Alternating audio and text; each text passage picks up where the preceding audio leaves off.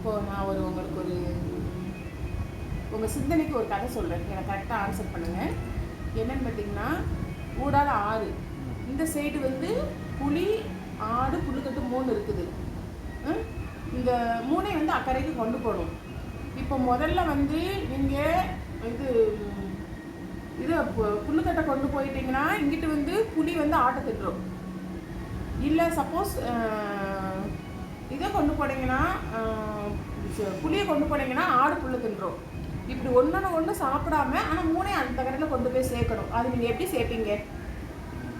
எப்படி சேர்க்கணும்? ஒன்றை கொண்டு போகிறப்போ இங்கே இருக்கிற 2ல் ஒன்று அதை சாப்பிடக்கூடாது. ஆனால் 3 அக்கறைக்கு போகணும். 3 அக்கறை போகணும். ஒவ்வொன்றா கொண்டு போகணும். புளியை கொண்டு போனால் ஆடு புல்லை தின்றோம். ஆமாம். புல்லுக்கட்டை கொண்டு போனால் புளி ஆடை தின்றோம்.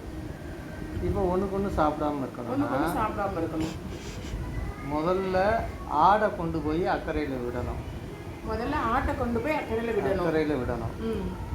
அப்போ புல்லுக்கட்டை சாப்பிடாது. சரி. திரும்ப வந்து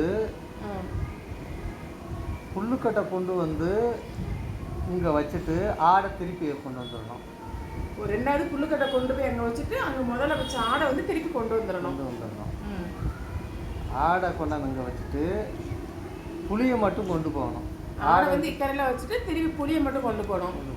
அங்கே புல்லுக்கட்டை சாப்பிடாது. நம்ம புல்லுக்கட்டை சாப்பிடாது. இப்போ ஆடு மட்டும் இங்கே தனியாக இருக்கும். ஆடை கடைசியில் கொண்டு போயிடும். சூப்பர்ப்பா.